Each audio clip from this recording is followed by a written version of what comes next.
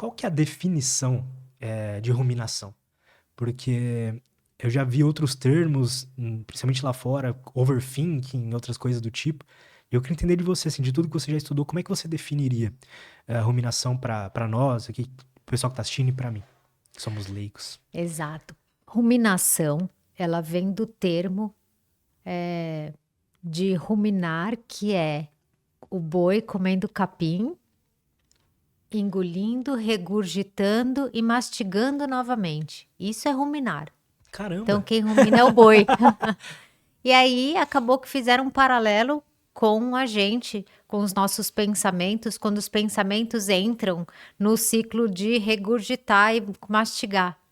Que uma coisa é a gente pensar sobre o passado, sobre o que aconteceu, outra coisa é a gente ficar pensando sobre ele e não conseguir sair dele. E é isso, mastiga capim regurgitado.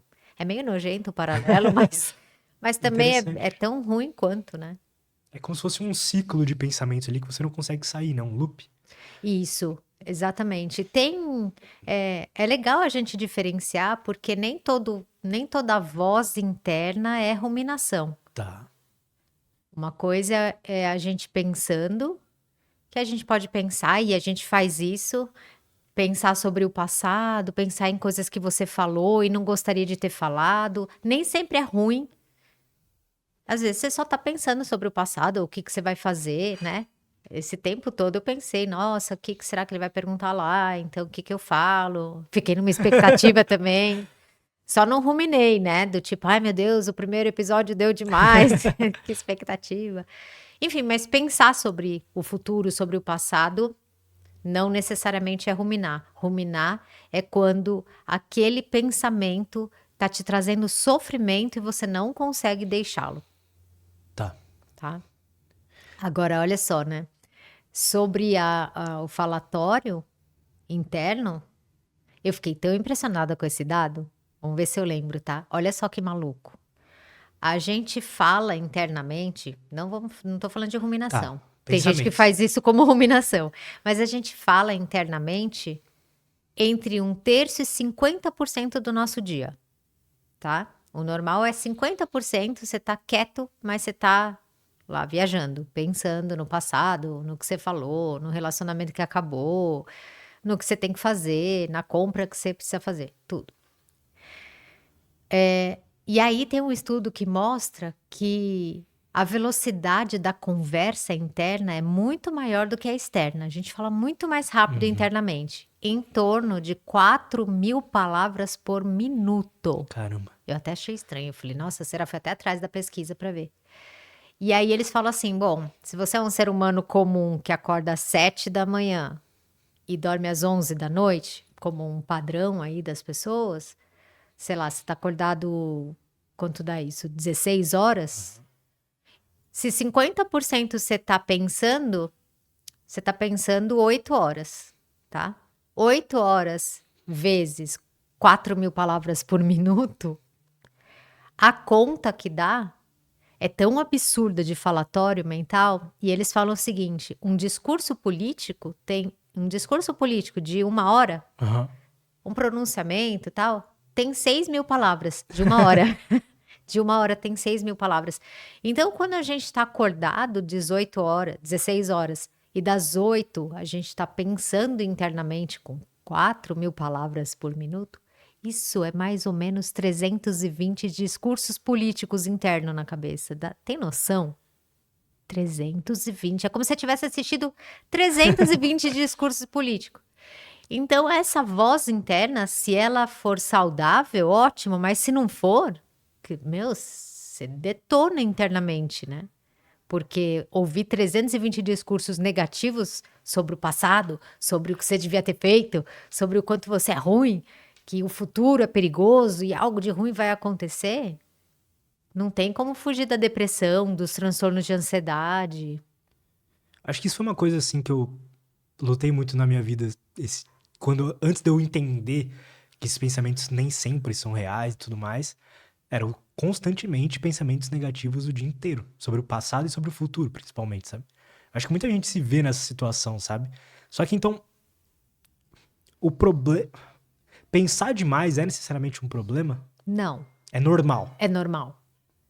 O que diferencia é a qualidade do seu pensamento, que é o que você acabou de falar, né? Ah, no passado eu pensava muita coisa ruim.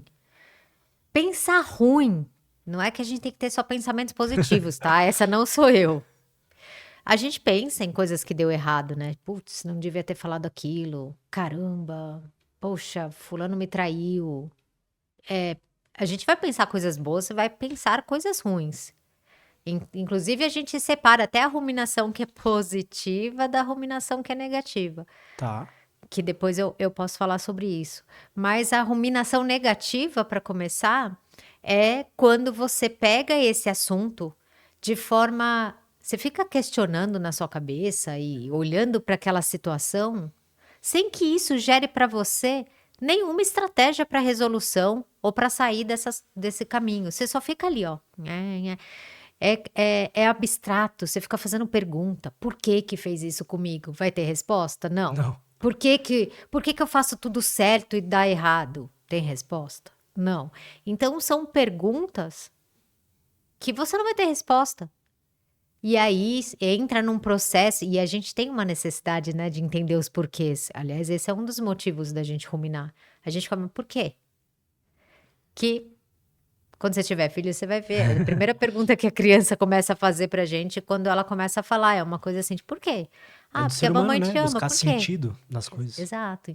E aí só que a gente faz pergunta de coisas que você não tem esse sentido. Né? Por que que ele terminou com você? Pode ser, porque conheceu outra pessoa, mas por que que ela é melhor que eu? Sim, exato. Né? Nunca tem a resposta, né? Nunca, você nunca vai saber. Aliás, nem a pessoa sabe, né? Quanto mais a gente. Então, essa ruminação é a tentativa da sua mente resolver um quebra-cabeça que não vai ter todas as peças. E aí você perdeu seu tempo.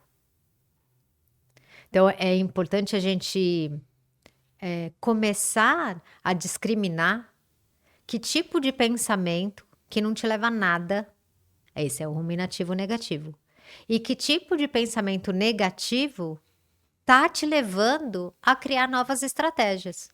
Por Como assim? exemplo, você está trabalhando e um monte de gente foi mandada embora. E o seu chefe te criticou em alguma coisa que ele não gostou. Isso pode trazer uma sensação de, nossa, pode ser que eu seja o próximo. Eu não devia ter falado aquilo, eu não devia ter feito esse relatório. Você entra nessa. Sim.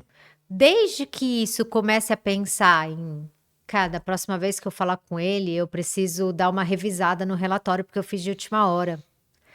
É melhor eu marcar uma reunião e já levar tal coisa que ele pediu para mim.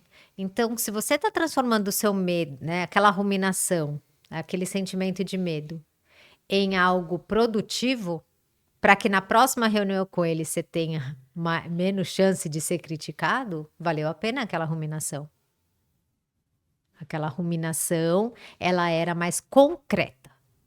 Você saiu do porquê, e entrou num como que eu posso fazer para da próxima vez não cair nesse lugar? Não gostei de estar nesse lugar. Foi incômodo. Você vai ficar um tempo nisso. Mas você tem que vir com a pergunta como. Como eu faço para mudar ao invés de por quê? Porque já tá lá atrás, né? Total. Sempre o porquê tá lá atrás. O como pode ser para frente. Como eu faço para mudar?